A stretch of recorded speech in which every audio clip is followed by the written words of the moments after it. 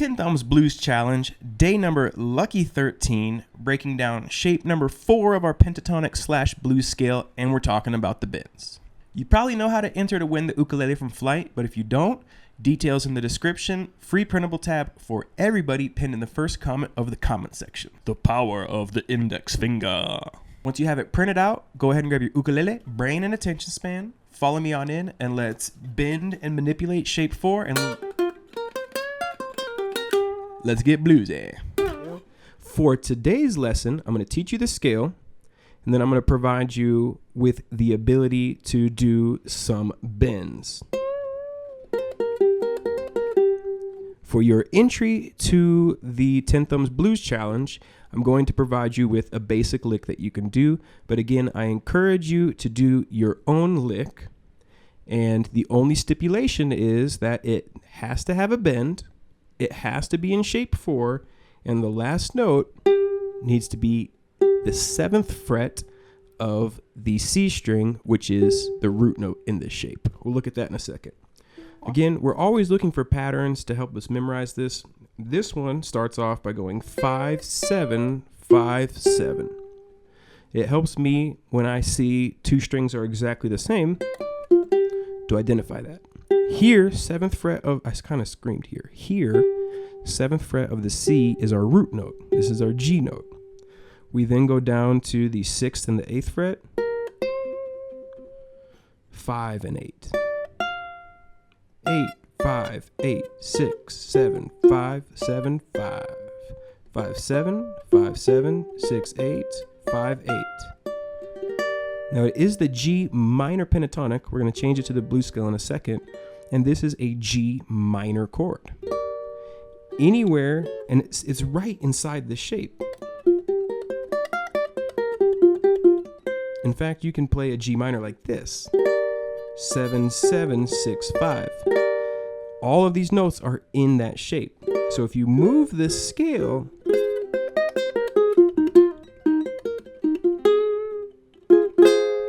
you can find the pentatonic using that scale. Okay, so let's turn it into a blues scale. Now what we're going to do is we are going to add the flat 5th to our 4th shape. The flat 5th in this one is between the C and the D note. Okay, so let's go ahead and break that down. Okay, so we start from the top. We go 5, 6, 7. And that right there, we have one of our blues notes, flat 5th. 5, 7, 6, 8, 4, 5, 8.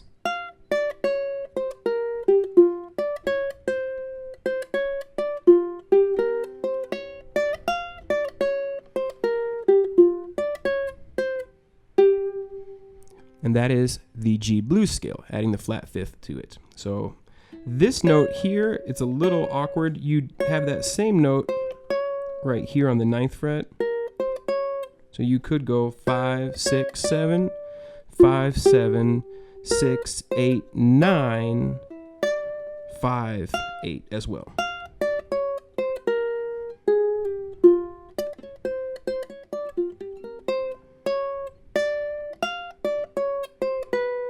So you can see by me getting super lost is I don't really use that 9. I usually use that 4th fret.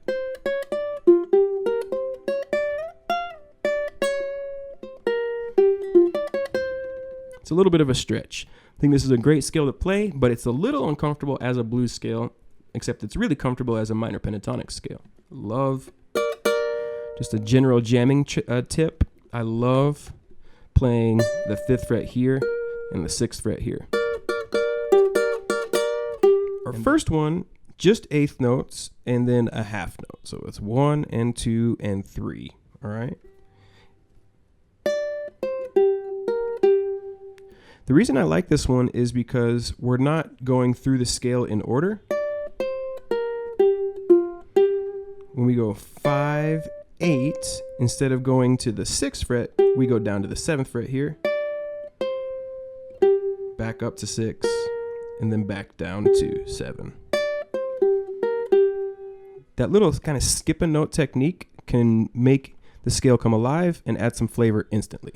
So really nice and slow. Let's count it out. 1, 2, 3, 4. 1 and 2 and 3, 4. 1 and 2 and 3, 4. 1 and 2 and 3, 4. 1 and 2 and 3, 4. Okay? Okay, so our first lick, we're gonna get it in. This is with no bend, just kind of feeling the shape out, right? Let's count it. 1 and 2 and 3. 1 and 2 and 3. 1 and 2 and 3. 1 and 2 and 3.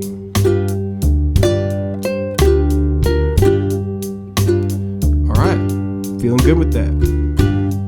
What we're gonna do is kind of expand on that idea with the lick right next to it, the one right here, and we're just going to add 2 more notes. We're gonna go 1 and 2 and 3 and 4.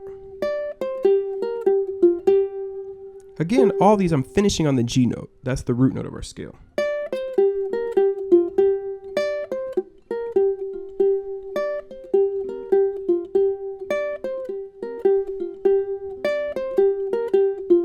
One and 2 and 3 and 4. 1 and 2 and 3 and 4. A lot of swing on this track when we play this next one. It just has a lot of swing to keep that in mind. So it's 1 and 2 and 3 and 4. 1 and 2 and 3 and 4. And 1 and 2 and 3 and 4.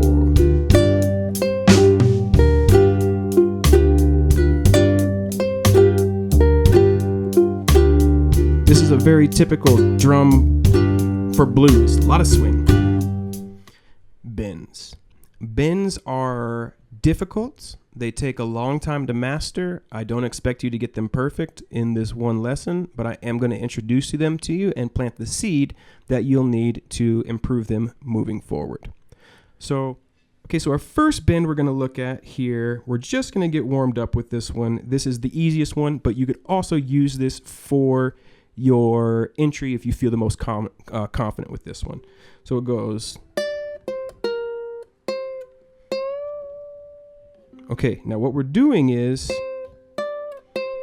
we're gonna go 1 and 2, 3. So let's just do that part. 5th fret of the A, 8th fret, 6th fret, 8th fret. 1 and 2, 3.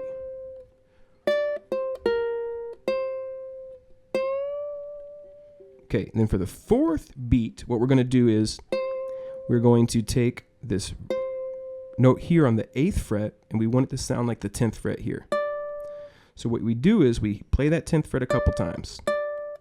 That's what we're aiming for. And then when we bend, you're going to get your ring finger on the 8th fret, your middle finger is behind that on the 7th fret, and your index is on the 6th. I have all 3 fingers down because that gives me a lot more strength and control than just 1 finger. Go ahead and try with 1 finger and then try with 3 fingers. Feel the difference in power and control. And again, I want this note to sound like this note. This is the easiest bend, but we're bending out of the shape. So that's kind of why this was a hard lesson for me to teach. And finding that level of keeping it within the boundaries of the challenge, but also helping you out was a little tricky. So here we are with it. I'm doing my best, and hopefully it helps you and inspires you and doesn't feel you frustrated or make you feel defeated. You should feel inspired by trying this new concept. So hear this 10th fret a couple times.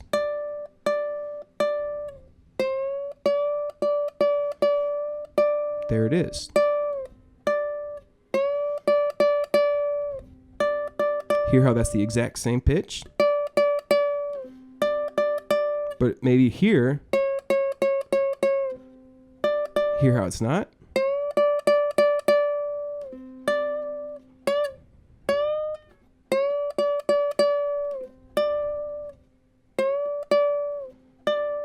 Okay, we're just developing muscle memory in this first lick. You can use this as the entry, like I said, even though this one doesn't finish on a G note.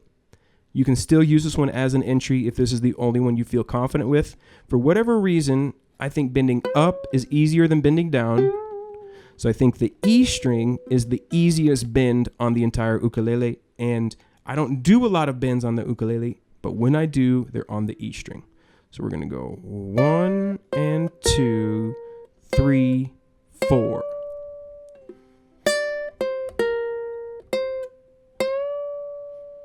One and 2, 3, 4. 1 and 2, 3, 4. Okay, that first bend we talked about. 1 and 2, 3, 4. 1 and 2, 3, 4. 1 and 2, 3, 4.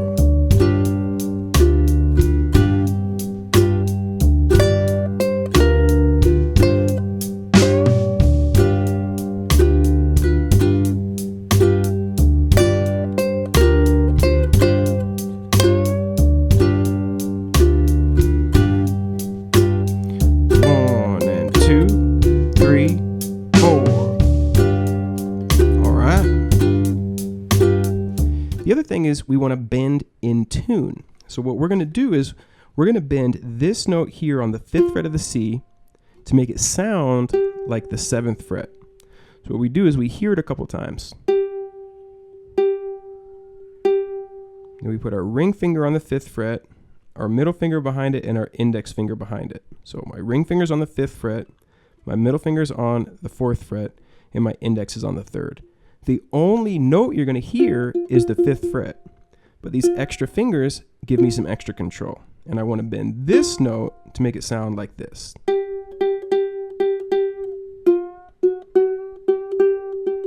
There it is. See how much I have to bend to get there?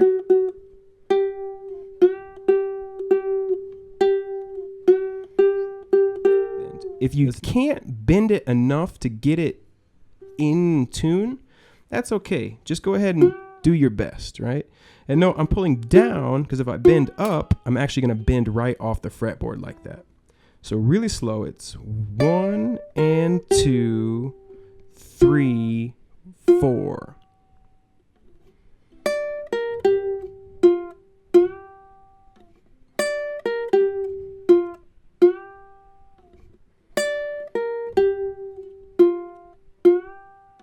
One and 2, 3, 4.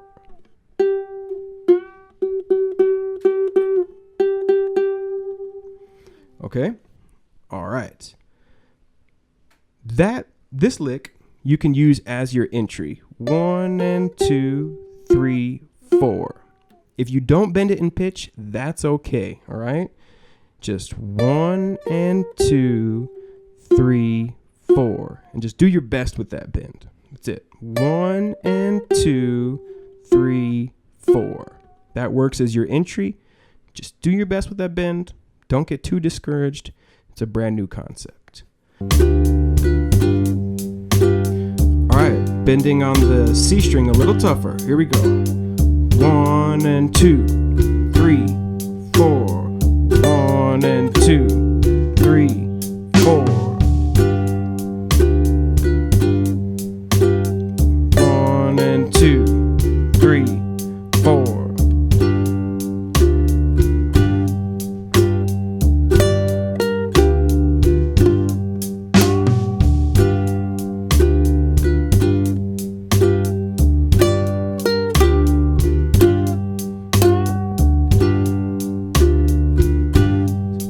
Okay, so why don't though, if you feel confident with it, let's add some flash to it.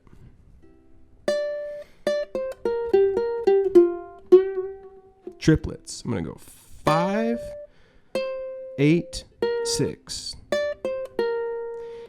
6 with my middle finger, because then I'm going to go 7, 6, 7. Ring finger on the C string, middle on the 8th, or on the 6th fret of the E. So ring finger, 7th fret C, middle, 6th fret E. 1 pola, 2 pola. I lift it up just for illustration, but I keep my fingers down. 1 pola, 2 pola, 3, 4.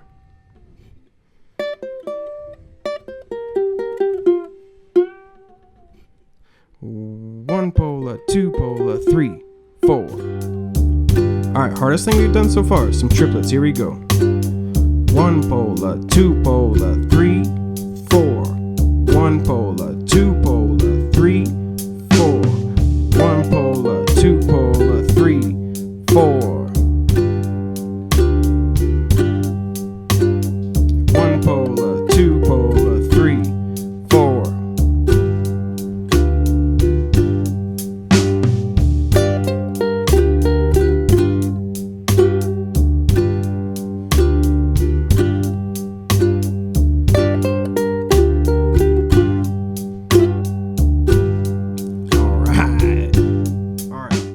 One more, and then this one is what I alluded to earlier.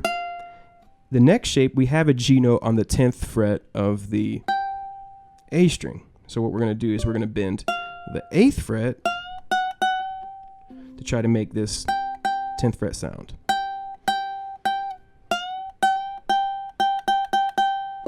Listen to that. Same noise. That's called bending in pitch.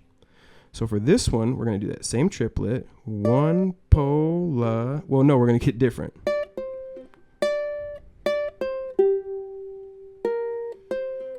So we're going to go 5, 5, 8, 7 for our first triplet. Then we're going to go 6, 8, 5. Tripola, tripola. And then just get there. That's the third beat. So let's just do that. 1 pola, 2 pola, 3. 1 pola, 2 pola, 3. 1 pola, 2 pola, 3.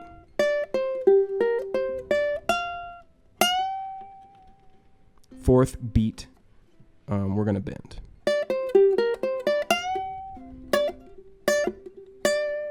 Oops, that was a lot of mistakes. Nice and slow.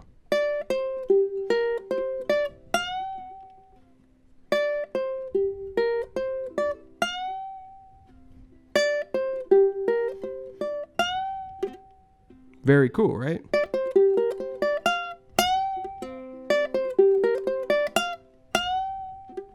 Even some vibrato in that bend.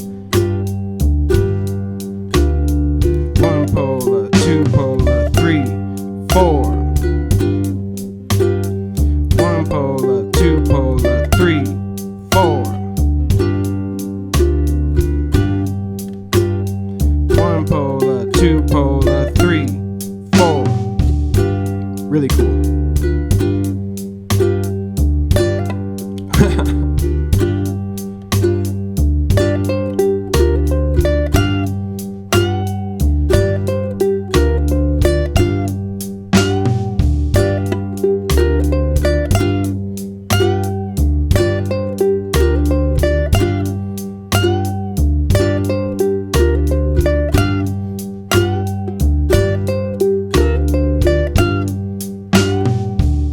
All right.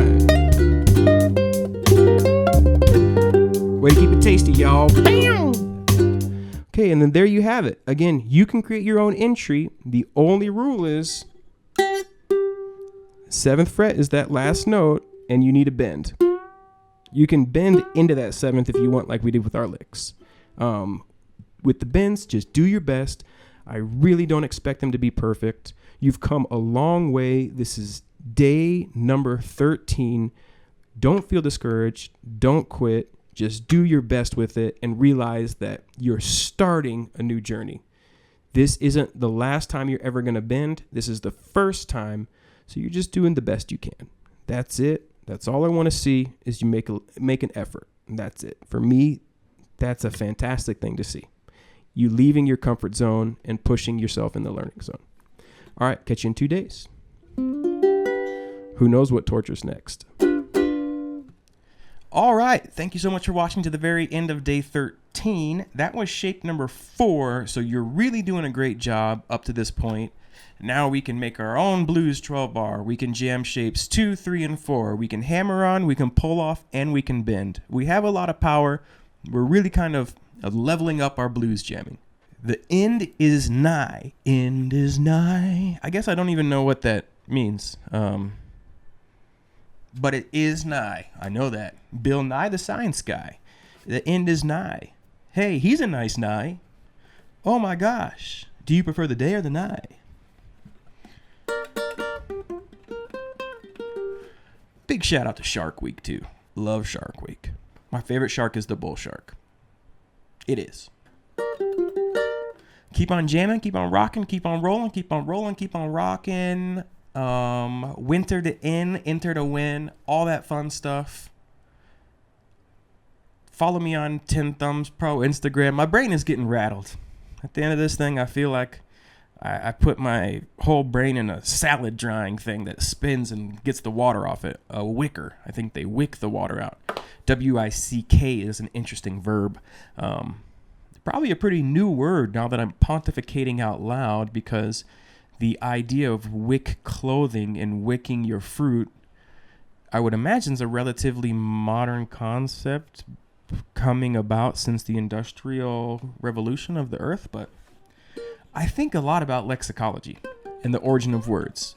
Find it very fascinating. Lexical gaps are another thing that I find very fascinating. Little gaps in languages that don't have certain concepts. Like in Spanish, te quiero y te amo. They're two forms of love. In English, I love you and I love you.